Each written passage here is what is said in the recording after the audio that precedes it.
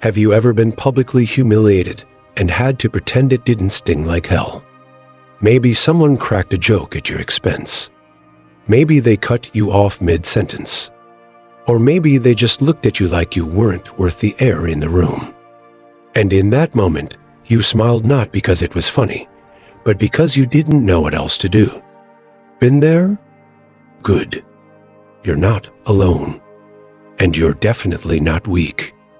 See, the world tells us we have to clap back, lash out, or deliver some dramatic mic-drop moment to earn respect. But the Stoics, they knew better. They knew that the most powerful response is the one that leaves your enemies squirming in silence, not because of what you said, but because of what you didn't. In this video, we're going to explore how to rise not with vengeance, but with quiet power. No fake smiles, no revenge fantasies, just the kind of self-respect that makes even your enemies think twice next time. So, take a deep breath, settle in, and if you're someone who enjoys Stoic wisdom served with a little spice and a lot of strength, hit that subscribe button. This journey isn't about clapping back. It's about rising above so high they can't even reach you anymore. 1. Let your results slap them in the face. Let me tell you the story of a man named Robert. He was 56, a quiet professional who had worked in the same company for over 2 decades. He wasn't flashy, didn't chase attention, and certainly wasn't one to make noise in meetings. But Robert was respected until one day, in a single moment, that respect was challenged. During a company-wide presentation, a new department head, young, brash, hungry to prove himself, mocked Robert in front of the entire team. It wasn't just a disagreement over strategy, it was personal. The new guy joked about Robert's old-school methods, called his ideas outdated, and made sure everyone laughed. The room did not because the insult was clever, but because it was easier than standing in silence. And Robert? He didn't flinch.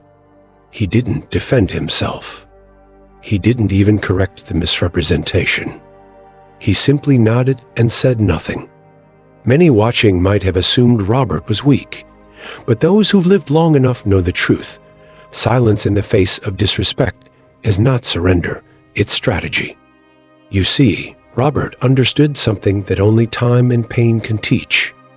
He knew that any reaction in that moment would have fed the other man's ego, validated the insult, and turned a wise man into just another participant in a pointless public clash. Instead, Robert chose the Stoic path. He let the mockery pass through him like wind through stone, no bitterness, no rebuttal, just clarity. But the story doesn't end there. And perhaps this is where it speaks to your life too. Over the following months, Robert quietly began to outpace everyone. He mentored younger staff behind the scenes.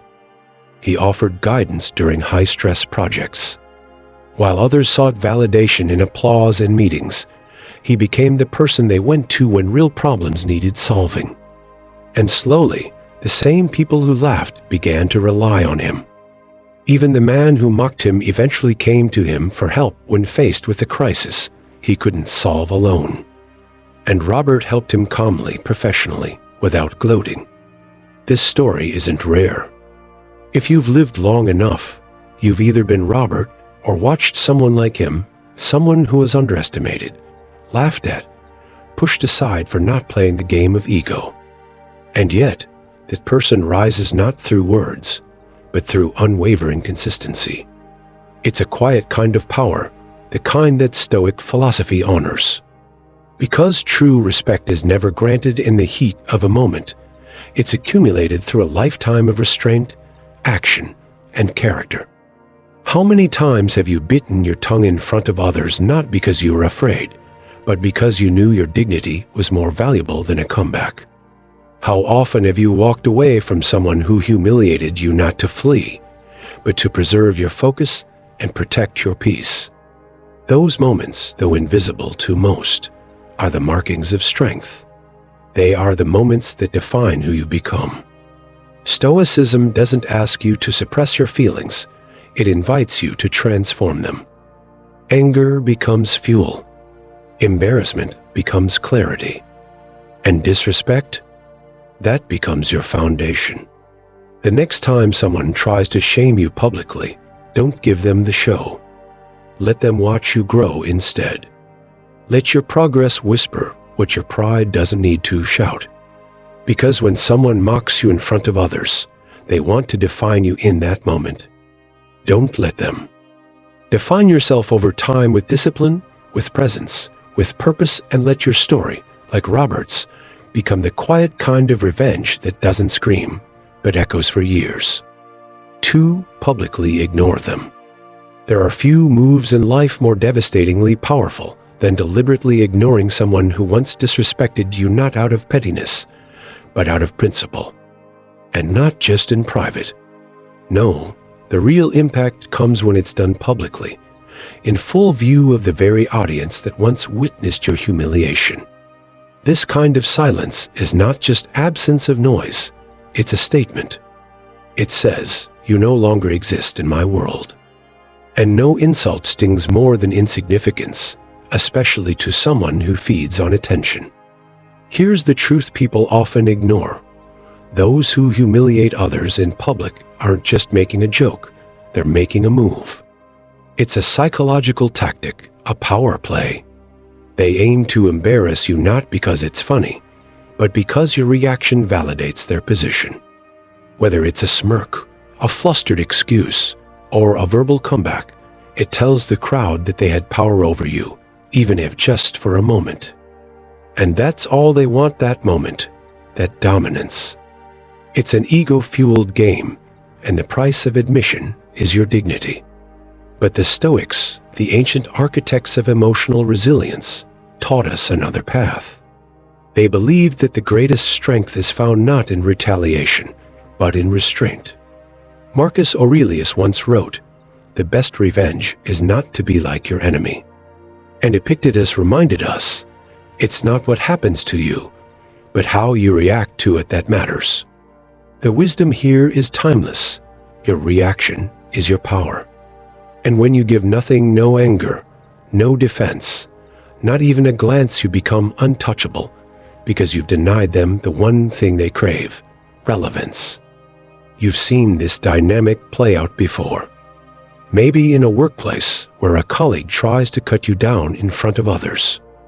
Maybe in a family gathering when a relative jokes at your expense, draped in the excuse of just being honest.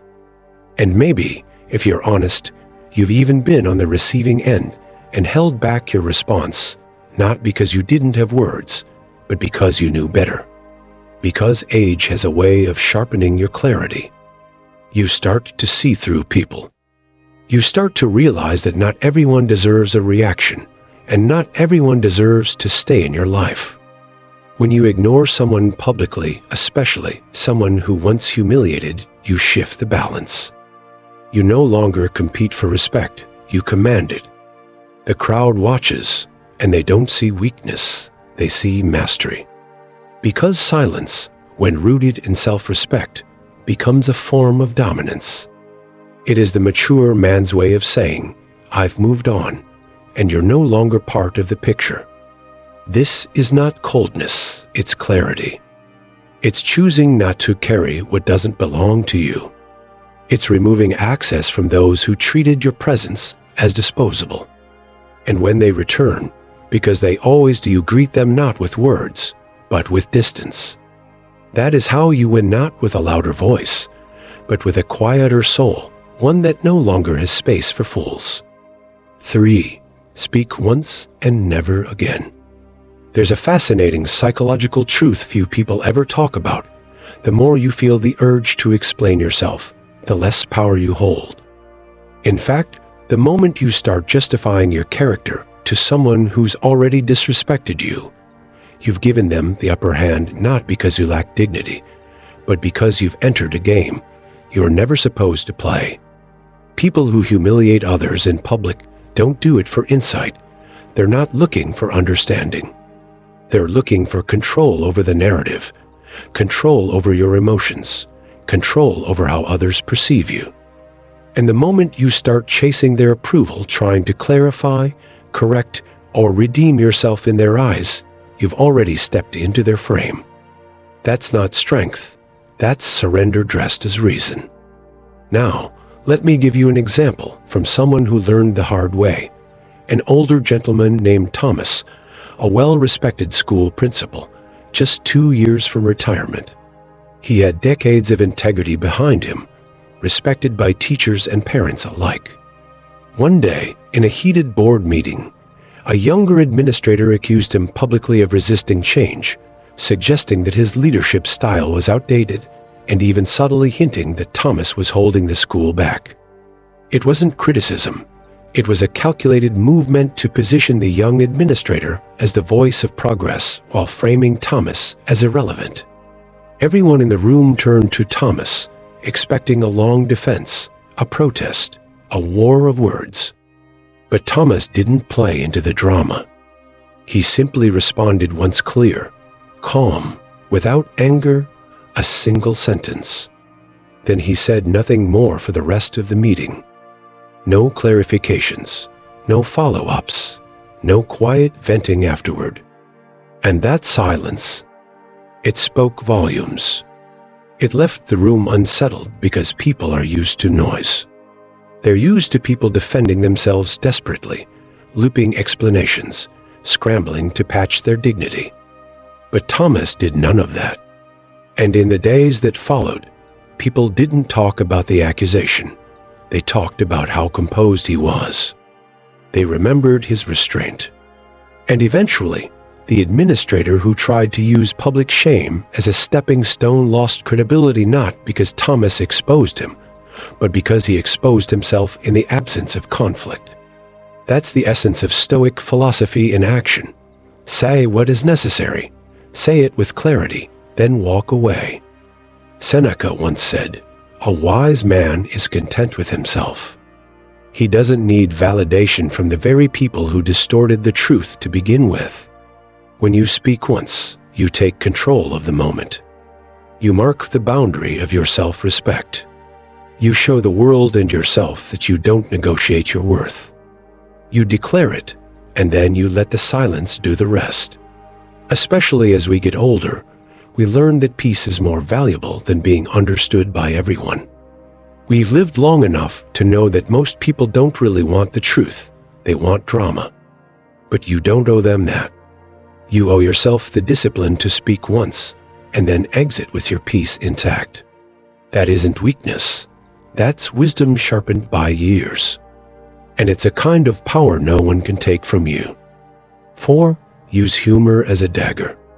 If someone humiliates you in front of others, the worst thing you can do is get emotional. That reaction, the flinch, the need to defend yourself, the cracking voice, is exactly what they want. It's what gives them power. In a world where attention is currency, the person who can provoke a reaction controls the narrative. But there's one move that flips the script so hard it leaves the instigator scrambling. Not anger, not silence, but a well-placed joke, a calm, razor-edged, disarming comment that turns the spotlight back where it belongs, on their insecurity. You don't need to explode. You don't need to justify. And you certainly don't need to shrink. What you need is timing, composure, the ability to smile in the middle of a subtle attack and respond with something so unexpected, so casually cutting, that it derails the entire performance.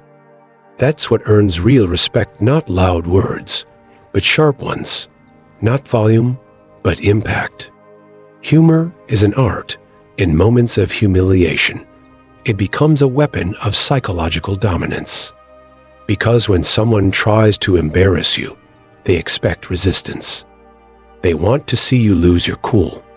But when you counter with poise, when your words slide in masked as wit, it stings far more than any shout ever could.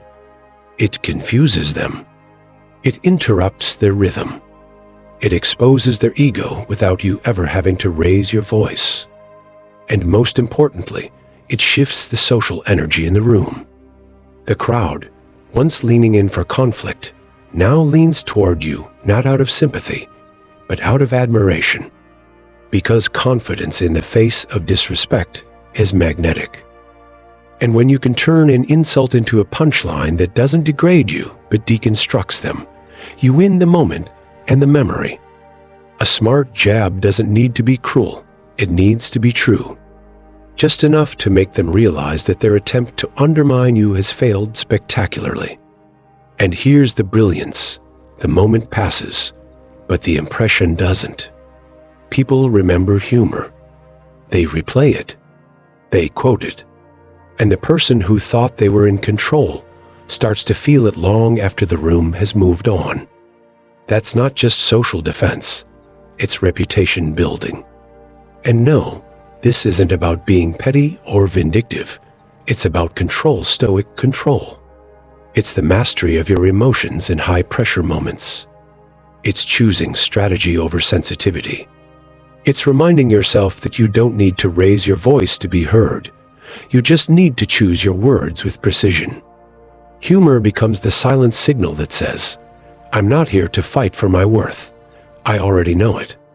In a world where people test boundaries for sport, you don't win by folding. And you don't win by roaring. You win by smiling, striking when it matters, and moving on like nothing happened.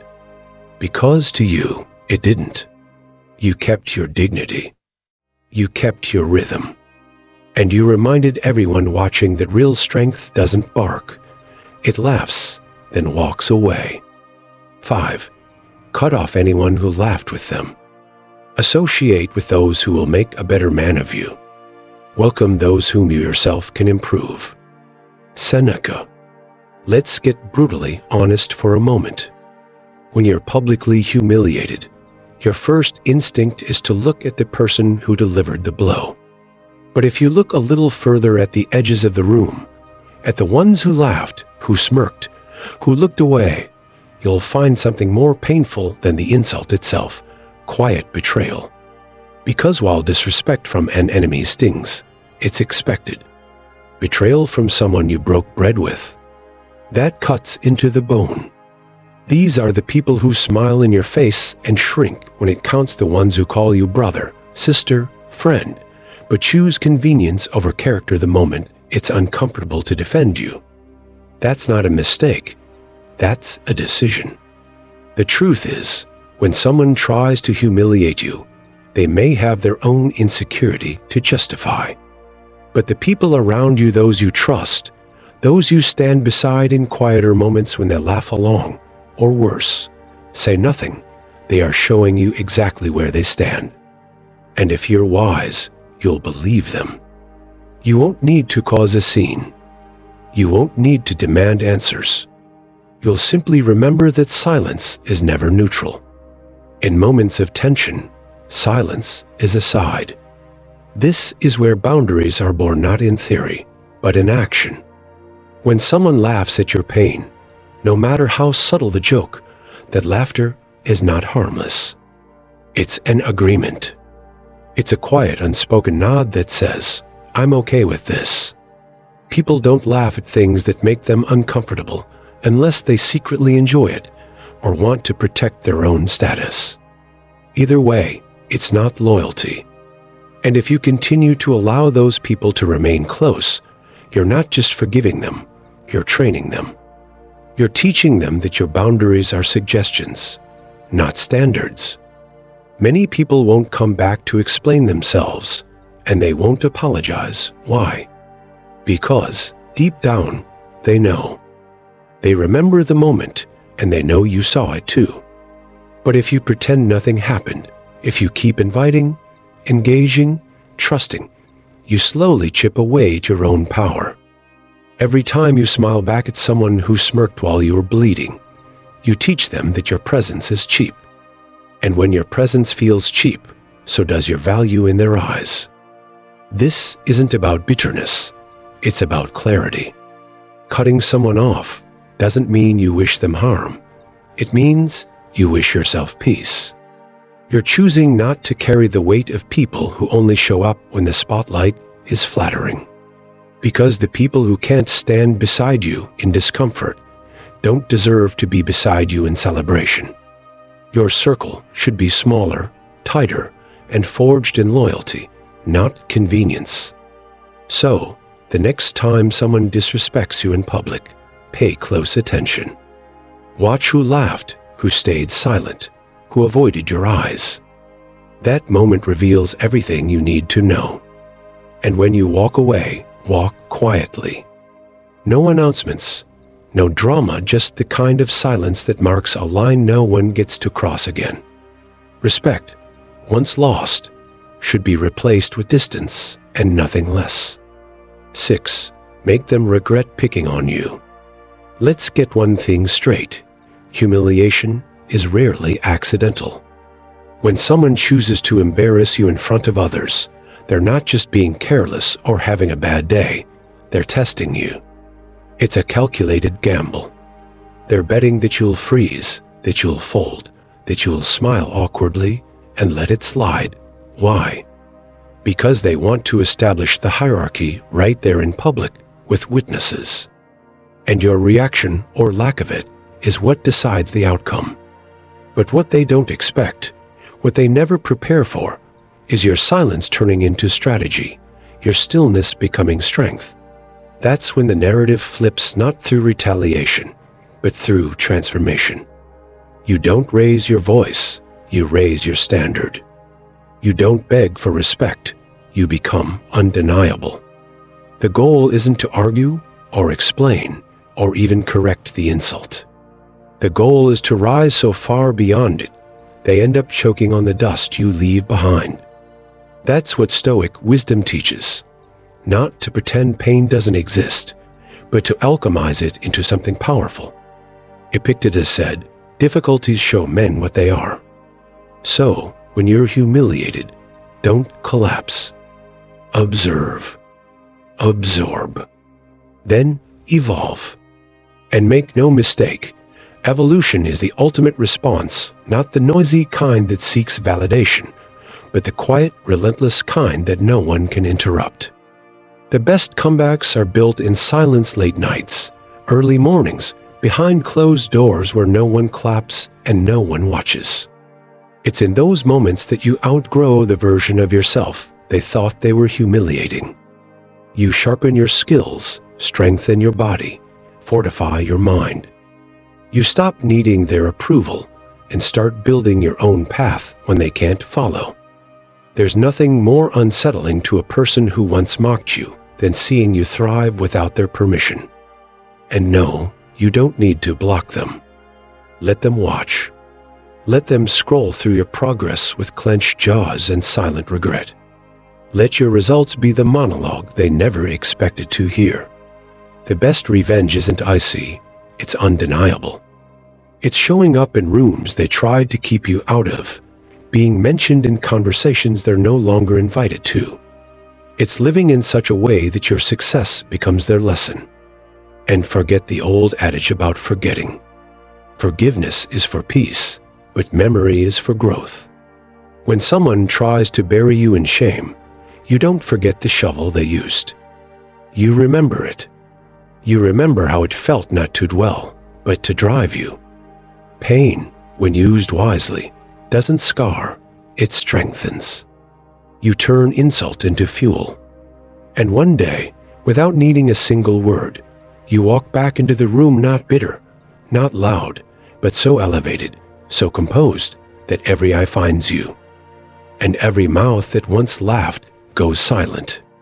That's how you win, not by playing the game, but by rewriting the rules. You don't just prove them wrong, you make them irrelevant.